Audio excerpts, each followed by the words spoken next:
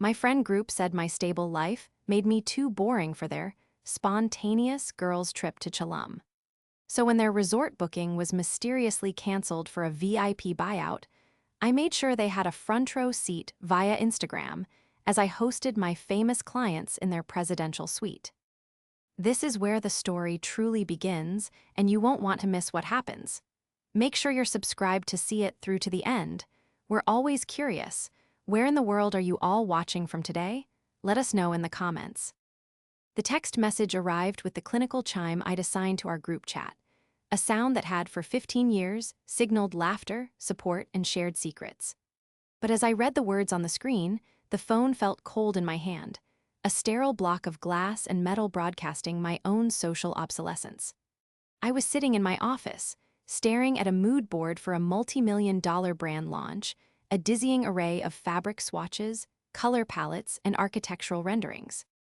My head was pounding, a dull, persistent throb that was the lingering ghost of a week-long battle with the flu. I'd been working from home, wrapped in blankets and subsisting on tea and toast, and this was my first day back, feeling fragile and a step behind. The message wasn't addressed to me, but to the group. TULUM trip, FLIGHTSBOOKED. Can't wait for sunshine and margs with my favorite girls. So glad we're finally doing this. It was from Jessica. Emojis of a sun, a cocktail, and a palm tree danced mockingly at the end of the sentence. For a moment, I was just confused. Chelum trip. I scrolled up, searching for the conversation where this was planned. Had I missed it in my feverish days? But there was nothing. No polls about dates, no links to resorts, no frantic back and forth about who would share a room. There was just this, a declaration of a trip I knew nothing about. I typed, my fingers feeling clumsy and slow. Sounds amazing. When is this? The reply came back almost instantly, but not in the group chat. It was a private message from Jessica Thorne, my best friend since we were awkward college freshmen who bonded over a shared distaste for instant ramen. Hey Daisy, so sorry, this was a super last-minute, spontaneous thing. Just me, Jenna, and Amanda. We figured you'd be swamped with work and everything. You know how you are with planning. You know how you are with planning. The words were a gentle slap, coated in the guise of consideration. I wasn't a spontaneous person, that was the implication. I was the responsible one, the planner, the one who organized our lives while they had all the fun. For years, I had been the designated driver, the one who booked the dinner reservations, the one who remembered birthdays and sent flowers on their behalf when they forgot their own mothers. I was the group's anchor, and I had never minded. I thought it was my role, a sign of their trust. Now, it was being used as a justification for my exclusion. Oh, I typed back, my throat suddenly tight. It sounds like a lot of fun. I would have loved to go. The admission felt pathetic, a desperate plea to be wanted. I hated it the moment I sent it. Jessica's response was even worse. It was the final, devastating blow, delivered with the casual cruelty of someone who had already written you out of the script. Honestly, D, we just wanted a trip with people who are, well, a bit more fun and spontaneous. No offense. It's just a different vibe this time. We'll do a boring brunch or something when we get back. No offense. The two most offensive words in the English language when paired together. I stared at the message, the screen blurring as my eyes filled with hot, angry tears. It wasn't just about a vacation. It was a verdict. After 15 years of friendship, of being the shoulder to cry on through bad breakups, the emergency contact, the one who co-signed Jenna's first apartment lease and helped Amanda edit her resume until 2 a.m, this was my label. Daisy, the boring one. The one who wasn't fun. The headache I'd been nursing all morning intensified into a sharp, piercing pain behind my eyes. I felt a chill that had nothing to do with the lingering flu and everything to do with the icy realization that the foundation of my social life was a fraud. The people I considered my sisters had packed their bags for paradise and left me behind on purpose. The betrayal was worse than the diagnosis itself. The rest of the afternoon passed in a fog of quiet humiliation. Every email notification, every phone call felt like an intrusion into the private, soundproof chamber of my hurt. I tried to focus on the launch event, on the intricate dance of catering contracts, lighting design, and press schedules, but my mind kept drifting back to that text message. More fun and spontaneous. Was that how they really saw me?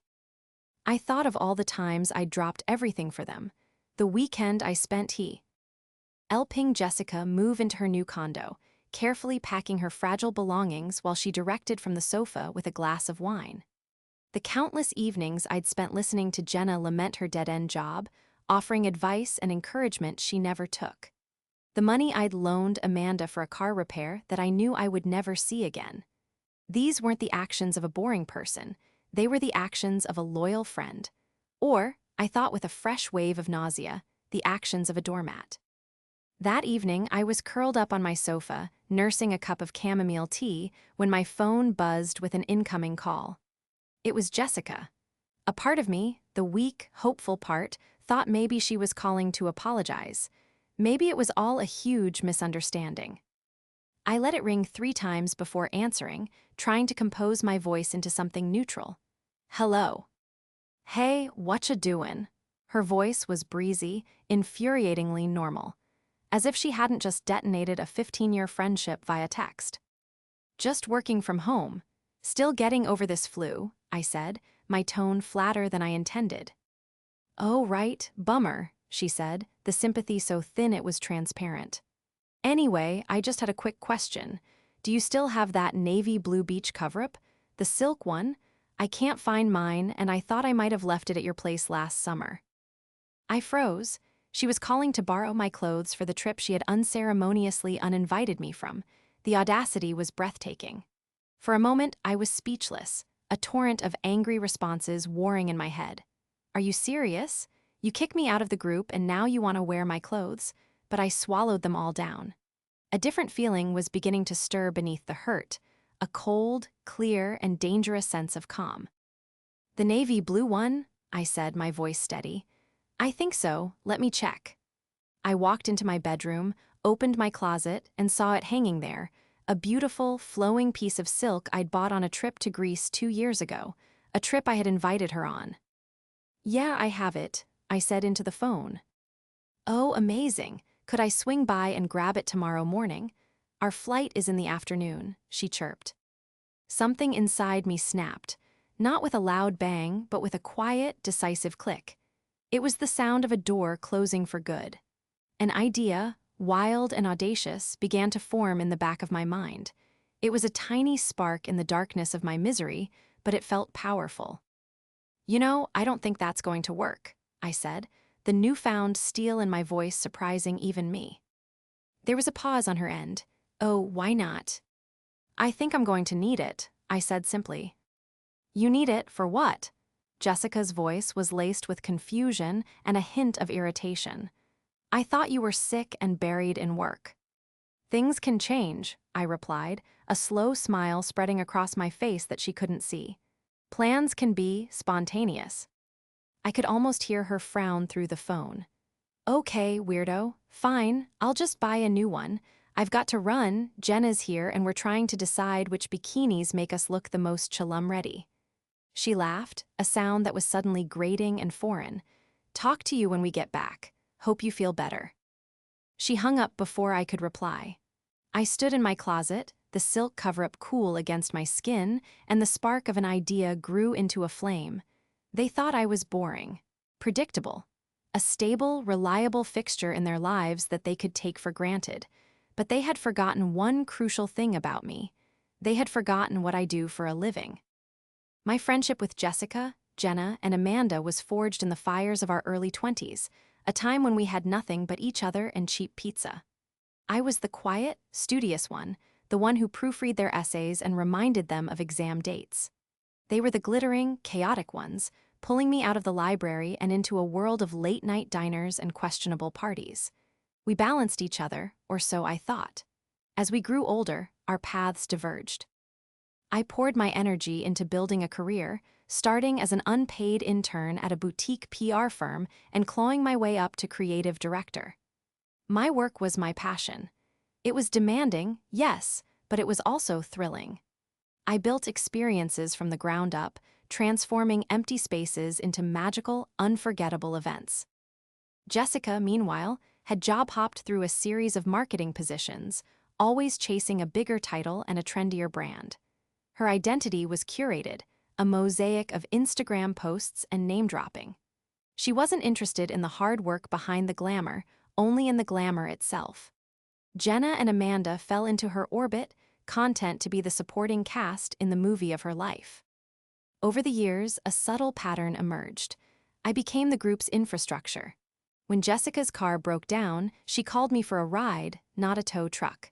When Amanda needed a last-minute caterer for a party, she called me, knowing I had a row.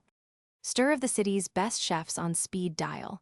I was their planner, their fixer, their reliable safety net. My boring life, the one built on discipline and long hours, was the resource they all tapped into without a second thought. They celebrated their promotions and engagements at restaurants I recommended and booked for them. They vacationed in places I discovered on my own work trips. I was the architect of their fun, always working quietly in the background. The first time I truly felt the sting of Jessica's casual condescension was about a year ago. We were at brunch, and she was regaling the table with a story about a rooftop party she'd attended. "It was just so alive, you know," she'd said, her eyes sweeping over me with a look of pity. "Daisy, you should have been there. Oh, wait, you were probably color coordinating spreadsheets or something." Jenna and Amanda had laughed, a little too loudly. I'd forced a smile and said, "Actually, I was at a gallery opening, scouting a location for the new Starfall season premiere party." Jessica's eyes had flickered with something, jealousy, maybe, before she'd waved a dismissive hand. "Oh, right, work, see? That's what I mean. We're out living and you're always working." The irony was crushing. My work was orchestrating the very high-profile, exclusive events she desperately wished she could get into. But in her narrative, my role as the architect was erased. I was just a lowly laborer, covered in the dust of spreadsheets. The antagonist in my life wasn't a villain in a black cape.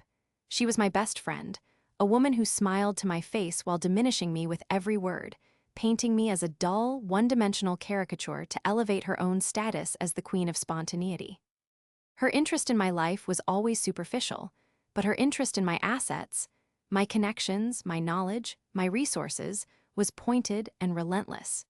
She wanted the benefits of my hard work without ever acknowledging the work itself. This Chilum trip wasn't a sudden decision. It was the culmination of 1,000 tiny cuts, a final, deliberate act of making me feel small so she could feel big. The day after the phone call with Jessica, the last dregs of my flu were replaced by a surge of adrenaline. The hurt was still there, a tender bruise on my soul, but it was now overlaid with a cold, crystalline purpose. I walked into my firm's downtown office not as a victim, but as a strategist. My business partner, Ben, took one look at my face and raised an eyebrow. He was a man of few words but sharp instincts, the pragmatic anchor to my creative vision. "You look like you're about to either fire someone or launch a hostile takeover," he said, handing me a coffee. "I'm not sure which one I'm more excited about." I gave him a wry smile. "Let's just say I'm exploring a new, very exclusive venue for the Starfall Creative Retreat." We had been planning a retreat for the cast and showrunners of the hit TV series for weeks. It was a high-stakes, high-budget project designed to foster creativity for the upcoming season. We'd been considering a quiet estate in Northern California, but the logistics were proving complicated. "Oh," Ben said, leaning against my office door, "where are we thinking?" I spun my monitor around to show him the website I'd had open all morning.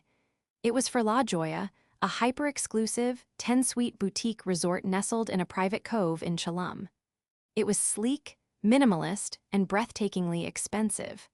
It was also, I knew from a stray comment Jenna had made weeks ago, the exact place Jessica had booked for their girls' trip. "Chilum," I said, "the entire place. A full buyout for 5 days." Ben's eyes widened as he scanned the resort's details. "Daisy, this is aggressive and brilliant, but mostly aggressive. The buyout cost alone will be astronomical." The Starfall budget can handle it, I said, my voice firm. And the client will love it. It's private, it's inspiring, and it's a logistical dream. Plus, I added, a sharp edge to my tone, I hear it's a great place for people who are fun and spontaneous. Ben stared at me for a long moment, a slow grin spreading across his face. He didn't know the full story, but he knew me. He knew this was more than just a change of venue. Consider it done, he said. I'll get their management on the line. We'll need to make them an offer they can't refuse. A VIP buyout, effective immediately. The next 48 hours were a masterclass in controlled chaos, the kind of high-pressure environment where I thrived. This wasn't an emotional investigation, it was a professional one. I wasn't digging for dirt on Jessica, I was building an impenetrable fortress of logistical perfection around my plan. Ben and I were a well-oiled machine. He handled the financials, drafting a buyout offer that was nearly double the resort's standard rate for the week. I handled the creative, putting together a pitch deck for Julian Croft, Th. E-star of Starfall, and the show's producers. I detailed a bespoke itinerary: sunrise yoga on the private beach, deep-sea fishing excursions, brainstorming sessions in oceanfront cabanas, and a final night gala catered by a world-renowned chef I happened to have on retainer. It was the kind of effortless luxury my friends could only dream of. The producers and Julian loved it. The approval came through in less than an hour. The final piece of the puzzle was the leverage, the clever trap. A standard booking at a hotel, even a high-end one, can sometimes be moved or changed. A full resort buyout by a major Hollywood production, complete with signed contracts, non-disclosure agreements, and a 7-figure wire transfer, cannot. It was airtight. I wasn't just a guest. I was, for 5 days, the owner of their paradise. As Ben finalized the wire transfer, he looked over at me. Their existing bookings for next week will all be canceled and refunded, obviously. They'll probably offer them a credit for a future stay. I'm sure they will, I said, thinking of the cancellation email that was about to land in Jessica's inbox. An email that would inform her that her spontaneous, exclusive trip had been vaporized by an unexpected VIP event. She would have no idea who the VIP was. Not yet. The trap was set. All I had to do now was wait for the snap. The snap came 2 days before their scheduled departure, at 7:15 p.m. on a Wednesday. I was in my apartment, packing. Not just a silk cover-up, but a whole wardrobe of resort where that had been gathering dust in my closet. Caftans, linen trousers, statement swimsuits. My phone, which had been blissfully silent, suddenly lit up with a barrage of notifications from the group chat. Amanda, did anyone else just get an email from La Jolla? Jenna, I did. What the heck is a VIP buyout? They canceled our reservation. Amanda, they said they're refunding us, but that's not the point. Our flights are in 2 days. Everything else is booked solid. Jenna, this is a disaster. Jessica, what is going on? I watched the messages roll in, a silent observer to their spiraling panic. My heart was beating a little faster, a thrill of vindication coursing through me. Then came the private message from Jessica, hot and angry. Jessica, did you do this? The accusation was so direct, so immediate, that I almost laughed. For someone who thought I was so boring and predictable, she certainly gave me a lot of credit for wielding universe-altering power.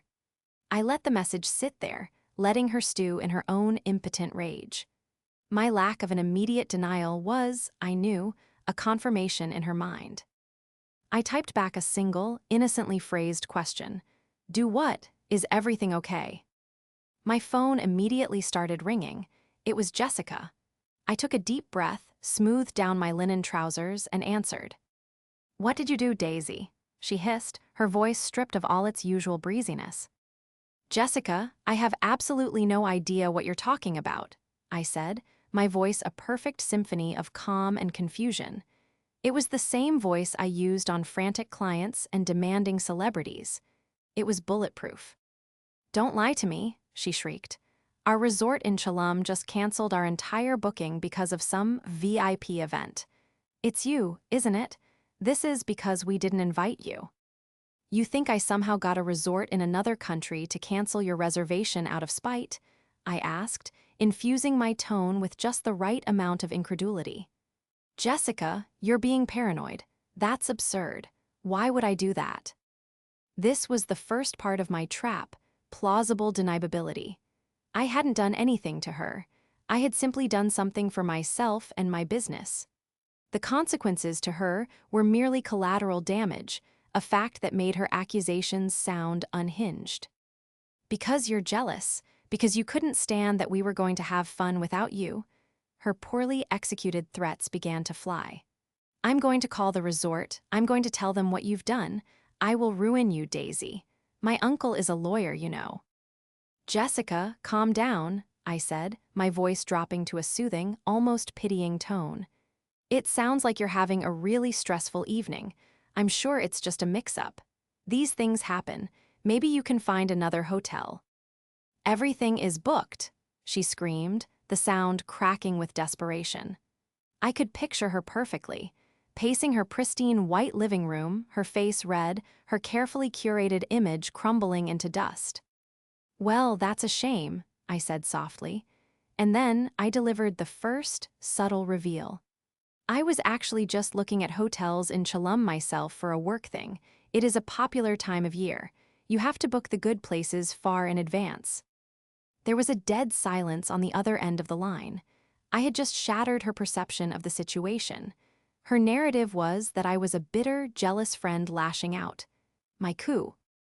And her narrative, planted so delicately, was that I was a busy professional doing my job, completely oblivious to her little drama. Her rage had nowhere to go. It was like punching at smoke. What? She stammered. I have to go, Jessica, I said, my voice now brisk and businesslike. My flight is early tomorrow. I hope you figure something out. It would be a shame to waste the plane ticket. I hung up the phone. I didn't feel a triumphant surge of joy.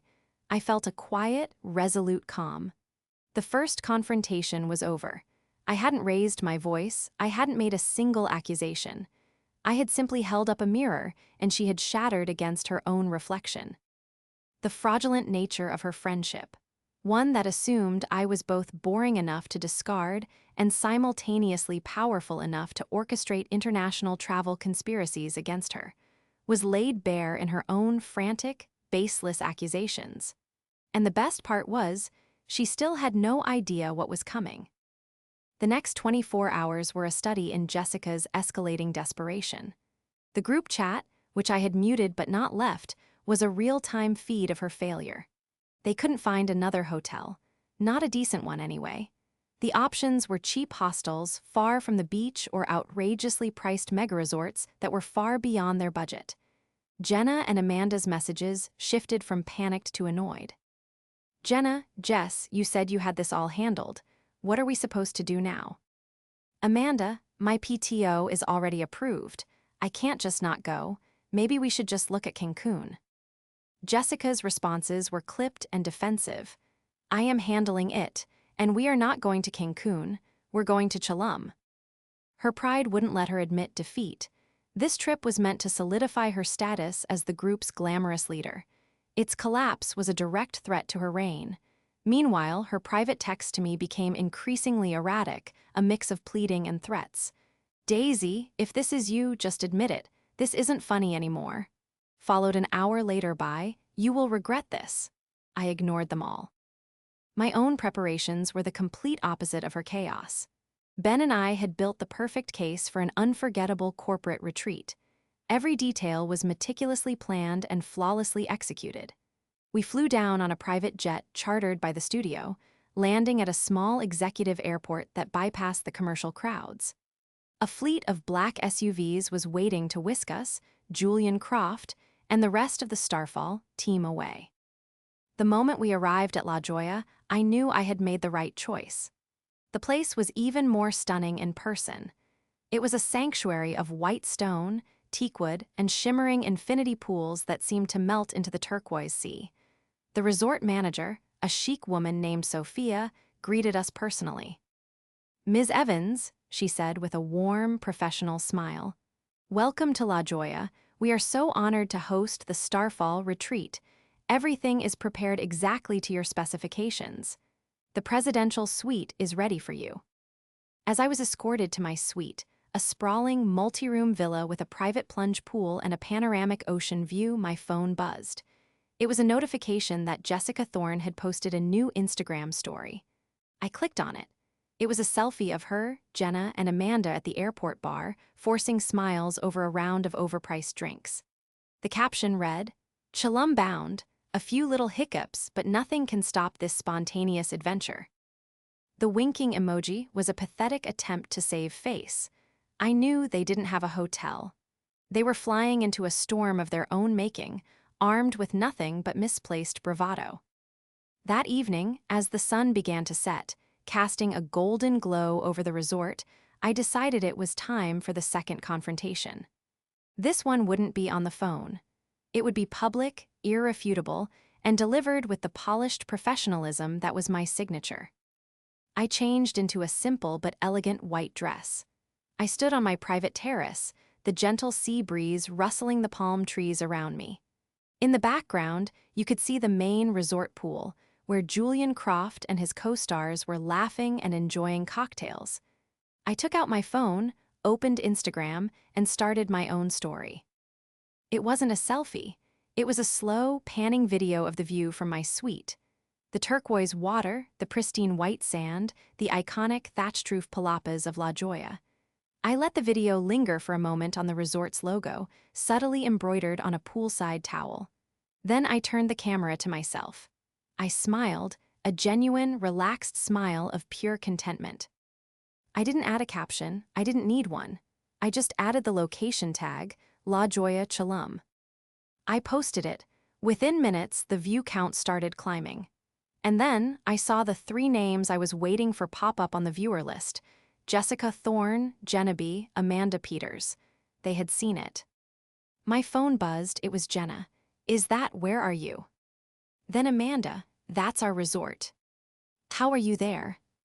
And finally, Jessica. Her text was a single, sputtering, all-caps word of disbelief. "How?" I didn't answer them. I simply posted my second story of the night, a picture of me clinking champagne glasses with Julian Croft. The caption was simple: "Kicking off the Starfall creative retreat. So excited for the week ahead." The spell was broken. The irrefutable proof was on their screens. I hadn't stolen their vacation out of petty revenge. I was there for work, for a project so far above their pay grade that it had, as a simple matter of course, swept their little trip aside like a footnote. The humiliation for Jessica would be absolute. She wasn't just uninvited from my world. She had just discovered she was a complete nonentity in it. Her desperate attempt to frame herself as the fun one had ended with her, stranded at the gates of paradise, watching me host the party from the royal suite. The virtual showdown was more potent than any face-to-face confrontation could ever be. For the next 3 days, I lived my best life, and I documented it with the curated, aesthetic precision of a seasoned creative director. My Instagram story became a slow-burn narrative of quiet, professional triumph.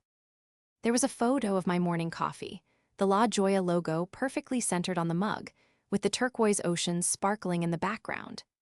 There was a boomerang of me and Ben laughing during a planning session in a beachside cabana, our laptops open but our feet in the sand. There was a stunning shot of the entire Starfall cast and crew at a long, beautifully set table for dinner, the scene lit by dozens of hanging lanterns as a private band played nearby. The caption read, "Magic happens when creative minds come together." Each post was a perfectly polished stone dropped into the silent pond of their failed vacation. I knew they were watching every single one. Their viewer icons were a constant presence. They were my captive audience. On the 3rd night, Ben forwarded me an email from Sophia, the resort manager. It was a noise complaint, not against us, but about us. "Apparently," Ben said, an amused smirk on his face, "a woman named Jessica Thorne has been calling the front desk repeatedly. She's claiming that one of our guests, a Daisy Evans, is her stalker and is taunting her online. She demanded we move her to another room." Move me, I laughed. I'm in the presidential suite. Where would they move me? The roof. Sophia informed her that you are the client who booked the entire resort, and that if Ms. Thorne continued to harass the staff, she would be forced to call security at the budget hotel down the road where she is apparently staying. It was pathetic.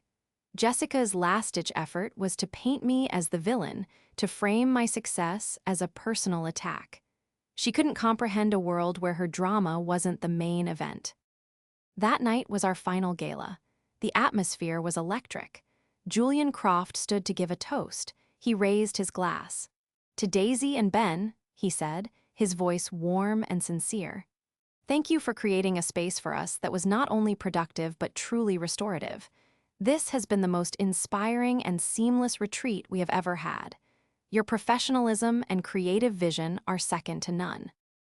As the room applauded, my phone buzzed with a final, desperate volley of texts from Jessica. "Jessica, I see you, having fun with your famous friends. Jessica, you think you're so much better than us. Jessica, some friend you are, you could have just told me, you could have invited us, but you wanted to humiliate me." The audacity of that last message, the idea that after being deliberately and cruelly excluded, I owed her an invitation to my high-stakes work event, was the final straw. The last thread of any residual sentiment I had for our 15-year friendship evaporated. I walked away from the party, out onto the moonlit terrace overlooking the ocean. I opened the group chat, where Jenna and Amanda had been silent for 2 days. I typed a single message, not to Jessica, but to them. "Jenna and Amanda, I'm sorry that your trip was disrupted. That was never my intention. My work event was moved here on very short notice. I hope you can understand." Then I did something I had never done before. I posted one last thing to my Instagram story, but this time it wasn't a photo, it was a screenshot. A screenshot of the first text message Jessica had sent me. "Honestly, Dee, we just wanted a trip with people who are, well, a bit more fun and spontaneous. No offense." I didn't add a comment or a caption. I just let the words hang there in the digital ether for all to see. I knew my professional network wouldn't understand the context, but Jenna and Amanda would. They would see the cold, hard proof of the casual cruelty that had started this whole chain of events. They would see that I hadn't been the aggressor, I had been the target. My phone lit up one. Last time with a notification. It wasn't a text, it was a block. "You can no longer send messages to this person."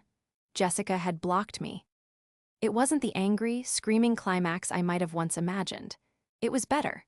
It was the quiet, decisive click of a door I hadn't realized I'd been holding open for far too long. I hadn't needed to scream or cry or plead my case. My success was my vindication. My peace was my victory. I took a deep breath of the warm, salty air, and for the first time in a long time, I felt truly, spontaneously, fun-lovingly free. I turned off my phone, went back to the party, and enjoyed the rest of my night. The flight home was quiet and reflective. The Starfall retreat had been a resounding success, earning my firm a renewed contract and a hefty bonus. Ben was ecstatic, already sketching out ideas for our next big project. But for me, the victory was more personal. It wasn't about the money or the prestige. It was about reclaiming my own narrative. When I landed, 2 messages were waiting for me. One was a long, rambling email from Jenna. She apologized profusely. She said she had been swept up in Jessica's cool girl persona and had never stopped to think about how their actions might feel to me.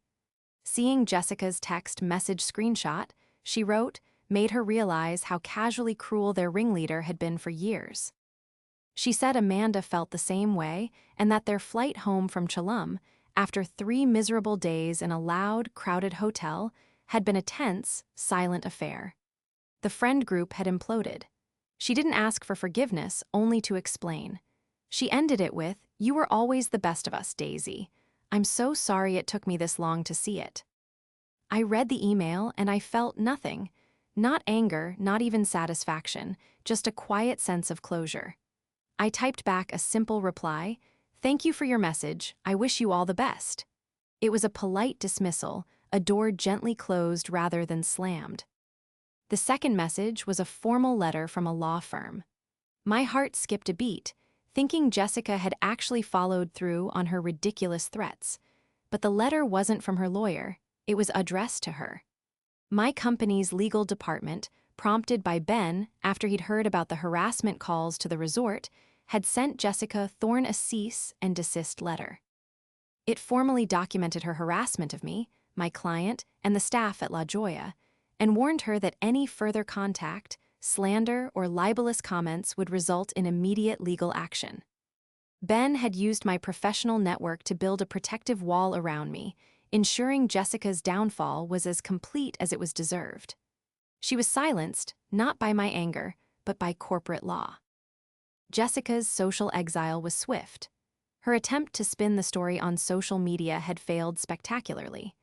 Her vague posts about toxic friends and betrayal were drowned out by the sheer, undeniable glamour of my posts. She had tried to punch up, but in doing so, had only revealed how far down she truly was. The queen bee had lost her hive and her sting. A few weeks later, I was having coffee with Ben, planning our company's 10-year anniversary party. "So," he said, trying to sound casual, "heard from any of your old acquaintances?" "Not a word," I said, smiling into my cup. "The silence is peaceful." "Good," he said. "Your energy is better spent on people who appreciate it." He was right. The whole ordeal had been a painful but necessary recalibration of my life. It taught me that my value wasn't in what I could do for other people, but in who I was. My stability, my planning, my discipline, these weren't boring traits. They were the bedrock of my success. They were my superpowers. I had spent so long being the reliable background character in someone else's story that I had forgotten I was the star of my own. That evening, I went home, poured a glass of wine, and sat on my balcony. I thought about the girl who had cried over a text message just a few weeks ago, feeling worthless and discarded. Then I thought about the woman who had calmly and systematically dismantled a 15-year toxic friendship with a well-timed email and a perfectly executed Instagram story. They were the same person. I had just needed to remember my own strength. The peace I felt was profound, a quiet, steady hum where the noise of their expectations used to be. I had found my own version of fun, my own brand of spontaneity. And it turned out, it was more satisfying than any girl's trip to Tulum could ever be.